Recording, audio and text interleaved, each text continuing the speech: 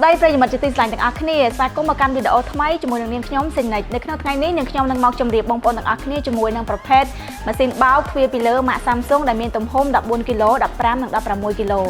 នៅក្នុងវីដេអូនេះផងដែរនាងខ្ញុំនឹងមកបង្ហាញបងប្អូនទាំងអស់គ្នាជាមួយនឹងមុខងារខ្លះៗដែលមាននៅលើម៉ាស៊ីនបោកម៉ាក Samsung ទំហំ 3 ស៊េរីនេះដែលបងប្អូនទាំងអស់គ្នាមិនទាន់យល់ច្បាស់នៅក្នុងការប្រើប្រាស់អញ្ចឹងកុំឲ្យរងចាំយូរនាងខ្ញុំនឹងធ្វើការជម្រាបជាមួយនឹងមុខងារទាំងអស់នោះតែម្ដងទី1គឺមុខងារ DLN នេះគឺជាមុខងារមួយដែលជួយពន្យាពេលនៅក្នុងការបោកគក់ឧទាហរណ៍ថាបងប្អូនទាំងអស់គ្នាត្រូវការបោកគក់សម្លៀកបំពាក់នៅរយៈពេល30នាទីខាងមុខអញ្ចឹងបងប្អូនទាំងអស់គ្នាគ្រាន់តែធ្វើការចុចនៅលើមុខងារមួយនេះបងប្អូនទាំងអស់គ្នាអាចកំណត់ជាមួយនឹងនាទីដែលបងប្អូនទាំងអស់គ្នាចង់ធ្វើការបោកគក់នោះជាការស្រេចទី2គឺមុខងារ Intensive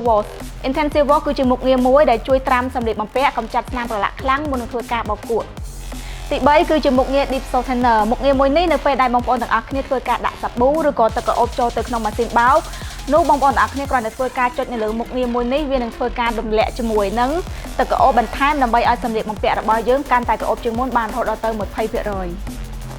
មុខងារទី4គឺជាមុខងារ Air Turbo មុខងារមួយនេះនៅពេលដែលបងប្អូនទាំងអស់គ្នាធ្វើការបញ្ចប់ជាមួយនឹងការបោកគក់រួចបងប្អូនទាំងអស់គ្នាគ្រាន់តែធ្វើការជ្រើសរើសជាមួយនឹងមុខងារនេះនោះវានឹងបញ្ចេញខ្យល់ដើម្បីពូតសម្លៀកបំពាក់បងប្អូនទាំងអស់គ្នាឲ្យស្ងួតបានល្អជាងមុនបានរយៈពេលរហូតដល់ទៅ15នាទីទៅ30នាទីមិនត្រឹមតែប៉ុណ្ណោះម៉ាស៊ីនបោកម៉ាក Samsung ប្រភេទទ្វារពីលើដែលមាន3ទំហំនេះក៏មានមកពាក់ជាមួយនឹងមុខងារសន្សំសំចៃភ្លើងបានច្រើនជាងមុនរហូតដល់ទៅ 40% ដែលប្រើប្រាស់ដោយម៉ូទ័រស្វិតមិនប្រើខ្សែពានសម្រាប់បងប្អូនទាំងអស់គ្នាដែលចង់បានជាមួយនឹងម៉ាស៊ីនបោកដែលមានទំហំធំនិងព្រីមៀមដូចនេះបងប្អូនទាំងអស់គ្នាអាចធ្វើការរកទិញបាននៅគ្រប់បណ្ដាសាខាទាំងអស់របស់ក្រុមហ៊ុន Sunsimexco ទូទាំង25សាខា